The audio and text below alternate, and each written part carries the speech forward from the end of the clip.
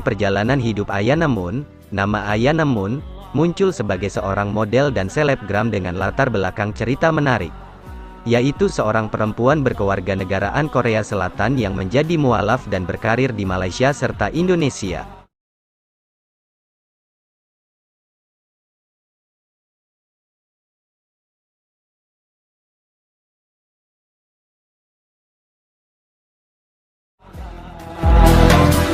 Lahir sebagai Ayana Ji-ye Moon pada tanggal 28 Desember tahun 1995,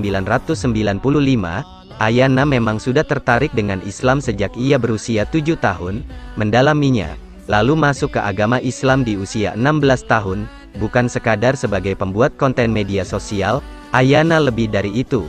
Sebelum menerbitkan buku pertamanya pada bulan Maret lalu, ia adalah seorang pejuang yang memulai segalanya kembali dari nol. Perlu dipahami terlebih dahulu, bahwa negara Korea Selatan memberikan kebebasan memeluk kepercayaan apapun bagi warganya. Seperti halnya di Indonesia dengan mayoritas penduduk beragama Islam, di Korea Selatan, menjadi ateis adalah mayoritas yang diyakini penduduk.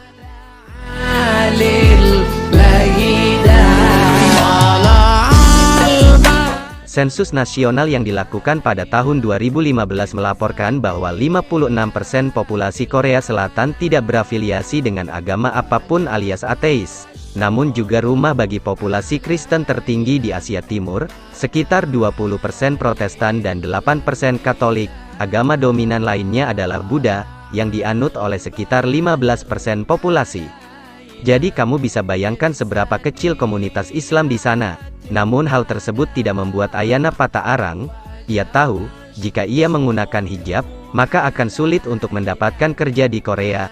Kecemasan ini pula yang juga dirasakan ibunya. Ketidakpahaman soal keyakinan terhadap satu agama, membuat Ayana memberanikan diri untuk berangkat ke Malaysia guna lebih mendalami agama Islam.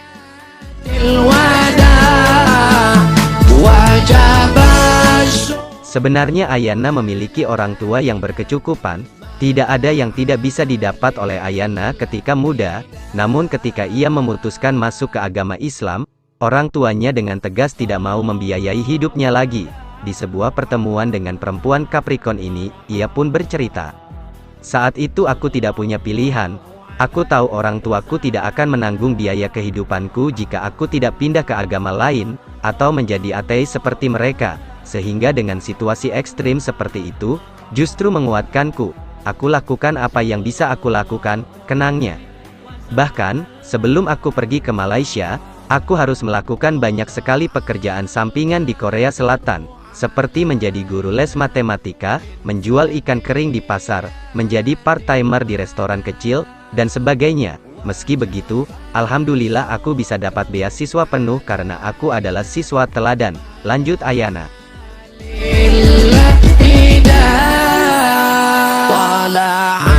Mesir adalah negara pertama yang menurut Ayana adalah pilihan tepat untuk belajar Islam. Namun karena kondisi politik pada saat itu, akhirnya ia memilih Malaysia pada tahun 2017, karena terasa lebih dekat dan ia memiliki kenalan di sana. Sekitar 1 tahun di Malaysia, ia beralih ke Indonesia pada tahun 2018 untuk berlibur sekaligus bekerja sebagai model.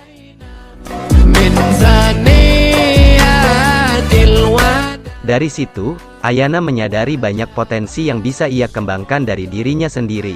Dari menjadi model, ia pun tergerak untuk menulis buku mengenai perjalanannya menuju Islam, yang bertajuk Journey to Islam.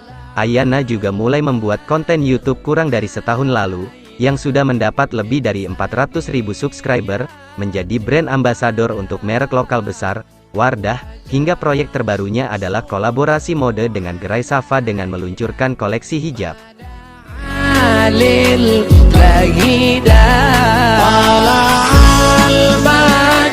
Berbeda dengan kultur Indonesia yang umum jika bertanya, kapan menikah kepada perempuan muda usia hampir 25 tahun, hal tersebut belum ada di kamus Ayana.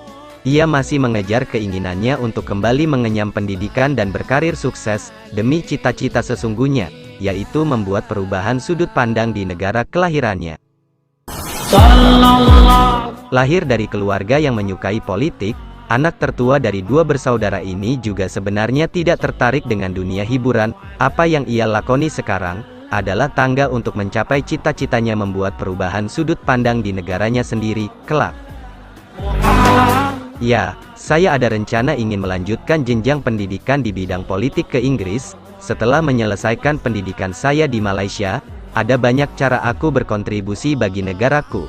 Misalnya, membantu politisi dalam membuat kebijakan, tanpa harus terjun ke dunia politik, tukasnya.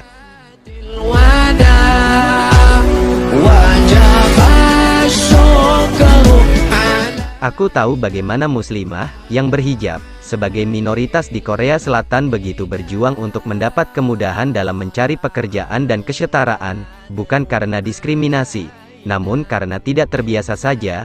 Jadi aku bukan ingin terjun ke dunia politik, karena politik dan agama harus dipisahkan.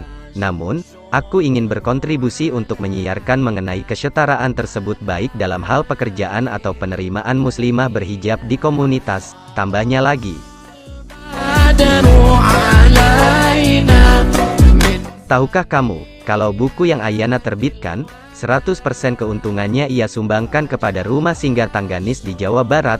Selain itu, masih ada 5 hingga 6 proyek yang masih masuk daftar tunggu rencana Ayana di masa depan setelah pandemi. Salah satunya, membuat travel halal ke Korea Selatan.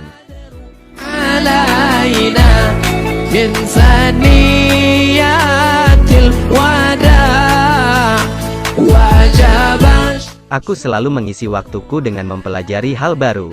Mungkin berbeda dengan generasiku yang suka membuat konten atau menonton video di ponsel, aku lebih suka membaca.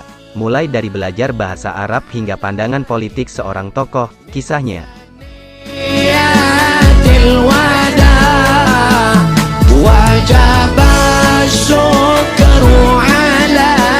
Ayana terasa pantas menjadi sosok inspiratif pula bagi generasi milenial muda dan Gen Z yang ingin memiliki masa depan cerah, terutama generasi yang juga merasa menjadi sosok minoritas di negaranya. Ia pun berpesan, "Aku juga menyediakan waktu untuk bertemu dengan orang-orang inspiratif, karena masih banyak hal yang bisa kupelajari, seperti agama, mode, politik hingga masakan. Namun yang utama juga, pastikan kamu menyediakan waktu untuk improving yourself dengan belajar hal-hal baru dan bertemu orang-orang baik. Jangan lupa juga, berdoa akan melengkapi proses pencapaian impian dan goals dalam hidupmu, insya Allah."